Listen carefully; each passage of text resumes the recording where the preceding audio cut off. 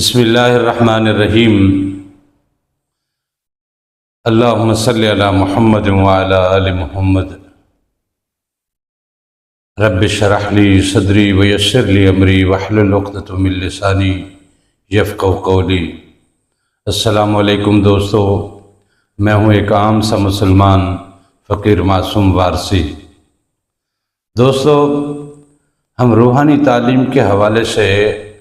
اپنے اس چینل کے توسط سے آپ تک اللہ تعالیٰ کی ذات کی محبتوں کا، اپنے بندوں سے اللہ پاک کی قربتوں کا معاملہ آپ کے سامنے پیش کرتے ہیں، اور اللہ تعالیٰ نے اپنے بندے میں کیا کیا راز رکھے ہیں، کیا کیا معاملے رکھے ہیں،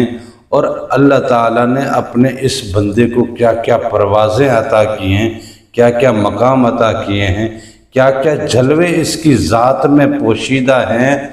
اس حوالے سے ہم اپنے اس چینل کے ذریعے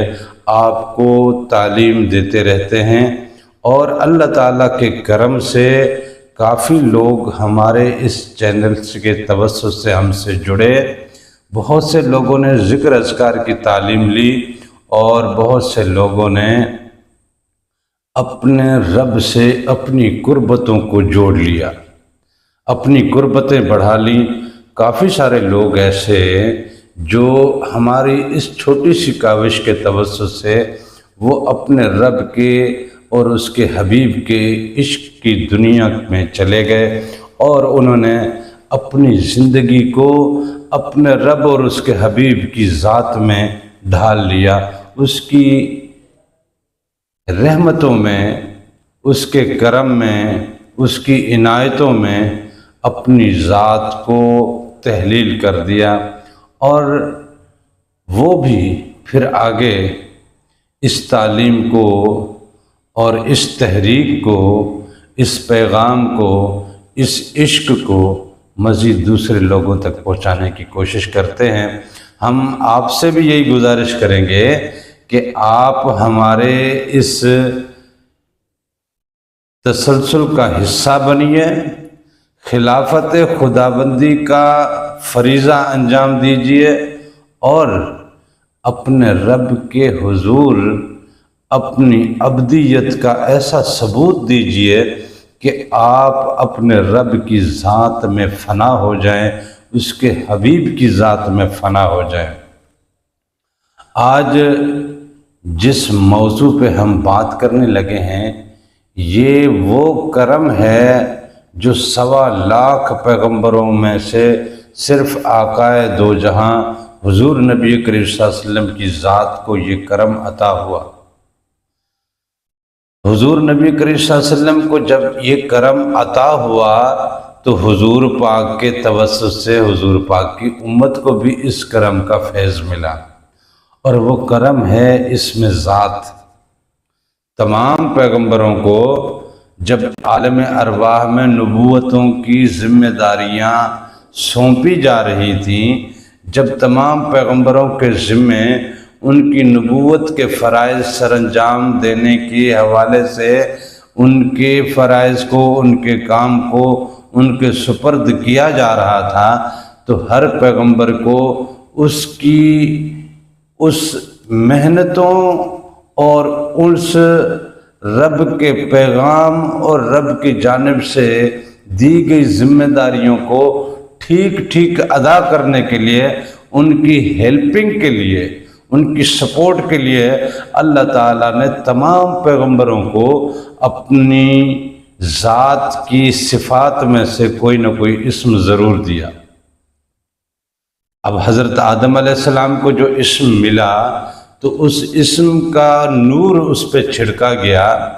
اور جیسے اسم اسے عطا ہوا تو اس کا نور بھی اسے عطا ہوا۔ اس اسم کا جب نور حضرت آدم علیہ السلام پہ چھڑکا گیا، اور اس نور کے چھینٹے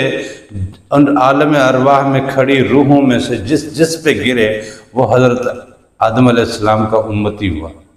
اس طرح حضرت نوح علیہ السلام، حضرت شیس علیہ السلام، حضرت ادریس علیہ السلام، حضرت موسیٰ علیہ السلام، اور اسی طرح حضرت زکریہ ہے، حضرت یحییٰ ہے، حضرت عیسیٰ ہے، حضرت یوسف ہے، حضرت ابراہیم ہے، حضرت اسحاق ہے، حضرت یعقوب ہے۔ تمام پیغمبروں کو اللہ تعالیٰ نے اپنی ذات کی صفات میں سے کوئی نہ کوئی صفاتی اسم عطا کیا، لیکن آقا دو جہاں حضور نبی کریم صلی اللہ علیہ وسلم کو اللہ تعالیٰ نے اسم ذات سے نوازا۔ اب اسم ذات جب آقا کو ملا تو اسم ذات کا نور بھی ملا، اور جب اسم ذات کا نور حضور پاک صلی اللہ علیہ وسلم پہ چھڑکا گیا تو اس اسم ذات کے نور کے چھینٹے جس پہ گرے وہ آقا دو جہاں حضور نبی کریم صلی اللہ علیہ وسلم کی امت میں شامل ہوتا گیا، تو امت کو اسم ذات عطا ہوا۔ حضور نبی کریم صلی اللہ علیہ وسلم کے توسط سے امت کو بھی اسم ذات عطا ہوا، اسم ذات کے انوار اور تجلیات عطا ہوئے، اسم ذات کی انرجی عطا ہوئی۔ تو یہ وہ خاصیت تھی جس کی وجہ سے باقی انبیاء نے رب سے یہ درخواست کی کہ ہمیں اس کا امتی بنا دے۔ ہمارے امتی ہونے میں اور ان کے نبی ہونے میں آپ اندازہ تو کریں، فرق تو دیکھیں کہ اس امتی کو آقا دو جہاں کی نسبت کی وجہ سے کیا مقام ملا، کیا مرتبہ ملا، کیا عروج ملا، کیا پرواز ملی کہ نبیوں نے دعائیں مانگی کہ یا رب، یا اللہ ہمیں حضور پاک کا امتی بنا، سرور انبیاء کا امتی بنا۔ تو آقا دو جہاں کی توسط سے ہمیں اسم ذات تو عطا ہوا، لیکن ہم میں سے کتنے لوگ ایسے ہیں جو اسم ذات کو اپنی ذات میں پال کے بیٹھے ہیں؟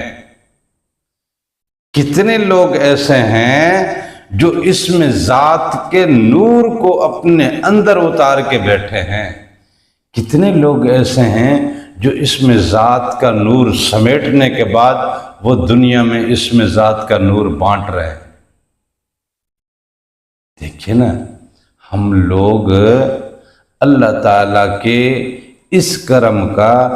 کیا فرض ادا کر رہے ہیں اور کیا قرض ادا کر رہے ہیں، اس چیز کا محاسبہ ہم نے کبھی کیا ہی نہیں ہے، کبھی اس بات پہ غور تک نہیں کیا، کبھی سوچوں میں بھی یہ خیال ہمارے آیا نہیں ہے کہ ہمیں وہ امتیاز جو ملا وہ کس وجہ سے ملا، اور اس وجہ کو ہم نے اپنی ذات میں کتنا پالا، اس وجہ کو ہم نے اپنی ذات کا زیور بنایا کہ نہیں بنایا، اور اگر اس کو اپنی ذات کا زیور بنایا تو اس زیور کے عاشق کتنے پیدا کیے۔ ہر زیور کی خوبصورتی کسی نہ کسی کو لبھانے کے لیے ہوتی ہے نا۔ یہ مارکیٹ میں، یہ دکانوں پہ، یہ سوناروں کے پاس، یا آرٹیفیشل جیولری، جو بھی زیور مارکیٹ میں ملتا ہے، یہ تمام زیور صرف اس لیے کہ کسی کی نظر کو لبھائیں، کسی کے دل کو لبھائیں۔ تو وہ مالک کے اسم کیا جو نور ہمیں عطا ہوا، مالک کا جو اسم ہمیں عطا ہوا، وہ جو اسم ذات عطا ہوا، اس اسم ذات کے زیور کو کیا ہم نے اپنے سینوں میں سجایا؟ کیا اس اسم ذات کے زیور کو ہم نے اپنی ذات کے حسن کا مداوا اور اپنی ذات کے حسن کا تدارک اور اپنی ذات کے حسن کا اسے منبع بنایا کہ نہیں بنایا؟ اگر اس اسم ذات سے ہم نے اپنی ذات کو مزین کیا، ہم نے اپنی ذات کا مکمل میک اپ کر لیا، ہم نے اپنی ذات کو سنوار لیا، ہم نے اپنے رب کے اسم ذات کے نور سے اپنی ذات کو چمکا دیا، مہکا دیا، منور کر دیا، روشن کر دیا، تو کیا یہ روشنی دوسروں تک پہنچ رہی ہے؟ کہیں پہ بھی اگر بلب روشن ہوگا تو ارد گرد کے ماحول کو وہ روشن تو کرے گا۔ کہیں اگر کوئی لاٹ جلے گی، اگر کہیں کوئی لو جلے گی تو اپنے پس گردائی میں کچھ نہ کچھ روشنی تو وہ دے گی۔ تو اگر اس میں ذات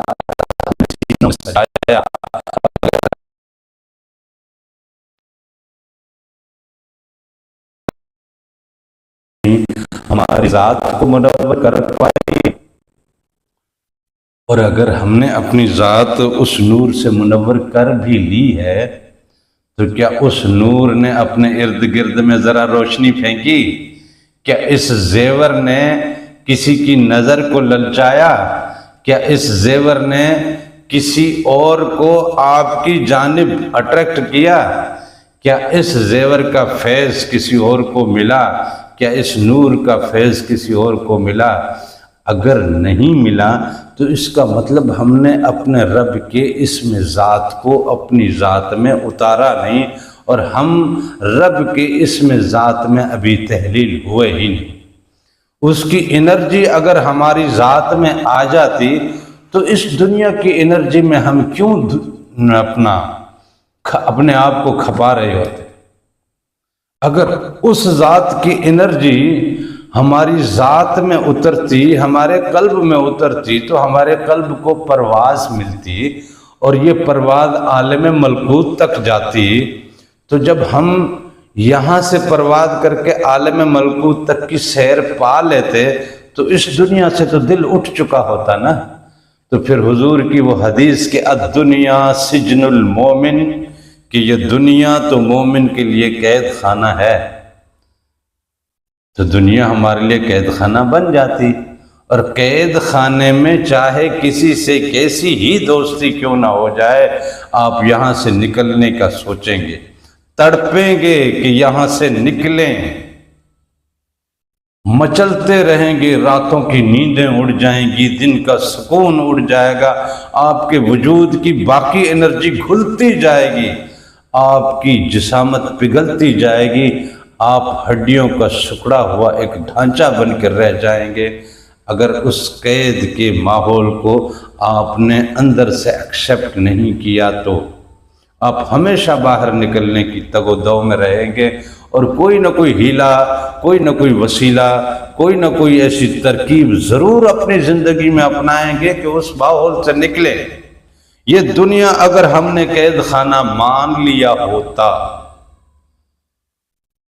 تو اس دنیا میں دل تو نہ لگاتے نا،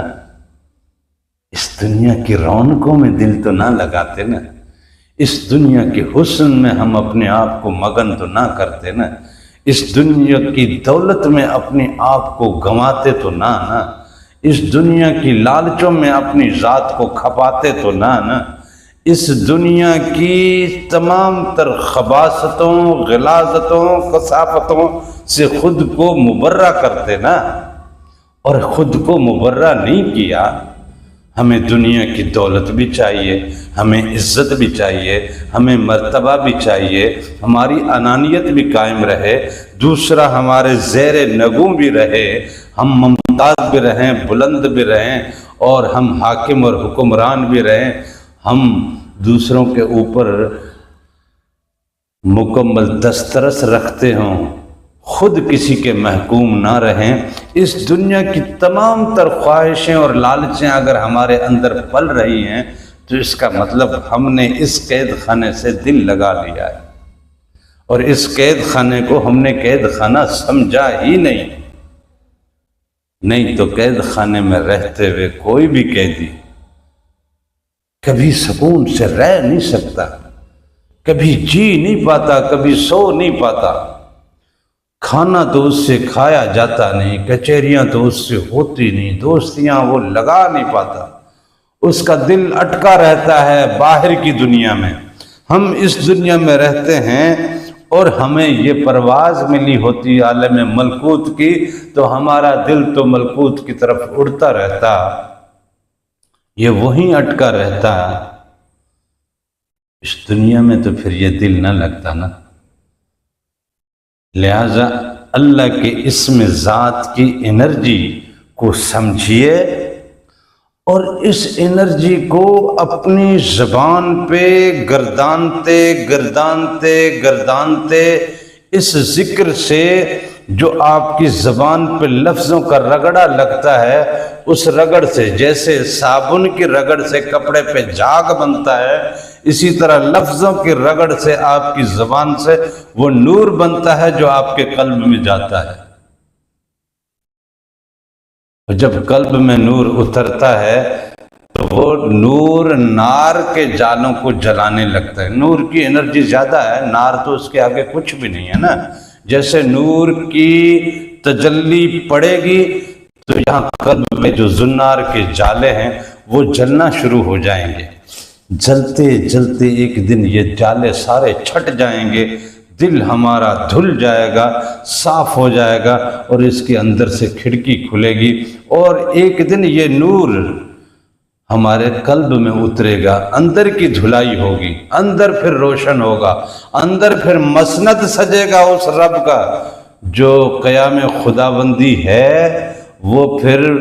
مقام خداوندی جو ہے وہ پھر اس قابل ہوگا کہ رب آ کے رہے۔ جب رب آ کے دل میں رہتا ہوگا تو پھر دنیا کہاں رہے گی، دنیا دار کہاں رہیں گے، باقی ساری غلاظتیں اور کثافتیں کہاں رہیں گی۔ لیکن اگر یہ گھر میلا ہوگا، ہمارا اپنا ہی دل نہیں لگے گا، ہمارا مہمان ہی کوئی آ کے ہمارے گھر نہیں بیٹھے گا، ہمارا ایٹیٹیوڈ ہی ایسا ہوگا کہ ہم اپنے گھر میں کسی کو بلاتے نہیں، کسی کو بٹھاتے نہیں، اور اگر کوئی آ بھی جائے تو اسے ہم ٹھیک سے ٹریٹمنٹ دیتے نہیں تو دوبارہ ہمارے گھر پہ کوئی آئے گا نہیں۔ یہی ہمارے قلب کی کیفیت ہے۔ ہم نے کبھی دلوں سے کسی کو عزت نہیں دی، ہم نے اپنے دل کو کبھی کسی کے لیے صاف رکھا نہیں ہے، دل میں وہ اس کو درجہ دیا نہیں ہے، تو ہمارا دلی لگاؤ بھی دنیا میں لوگوں کے ساتھ کم ہو گیا۔ جب دلی لگاؤ مخلوق خدا سے ٹوٹے گا تو اس رب سے بھی ٹوٹے گا نا۔ جب رب سے ٹوٹے گا تو پھر کس سے جڑے گا، اور پھر وہ اس سے جب جڑے گا تو تمہارا کیا بچے گا؟ تم خلیفے کس کے تھے، بن کس کے گئے ہو؟ تمہیں کام کیا کرنا تھا، کر کیا رہے ہو؟ تمہیں جانا کہاں تھا، جا کہاں رہے ہو؟ تمہاری راتیں رب کے لیے تھیں، اب تمہاری راتیں تو سب کے لیے ہیں۔ تمہارے دن تمہارے لیے تھے، تمہارے گھر کے لیے تھے، تمہاری برادری کے لیے تھے، تمہارے خاندان کے لیے تھے، لیکن دن بھی ہمارے اب آوارہ ہو گئے۔ جو راتیں رب کی تھیں وہ راتیں اب سب کی ہونے لگی ہیں، تو پھر کیا کمایا ہم نے؟ اس میں ذات کی انرجی کو اپنی ذات میں سمیٹیے، ذکر کے ذریعے اس نور کو اپنے قلب میں اتاریے۔ جب وہ انرجی اترتی ہے، اس میں ذات کی انرجی آپ کے وجود میں جب اترتی ہے تو آپ کے وجود میں کیسی بجلیاں آتی ہوں گی، کیا کیا کرنٹ اٹھتے ہوں گے، کیا کیا طوفان موجزن ہوتے ہوں گے، کیا کیا یہاں پہ پھر تلاطم برپا ہوتے ہوں گے۔ اس بات کا تصور ہم تب تک کر نہیں پاتے جب تک نور ہمارے وجود میں اترتا نہیں۔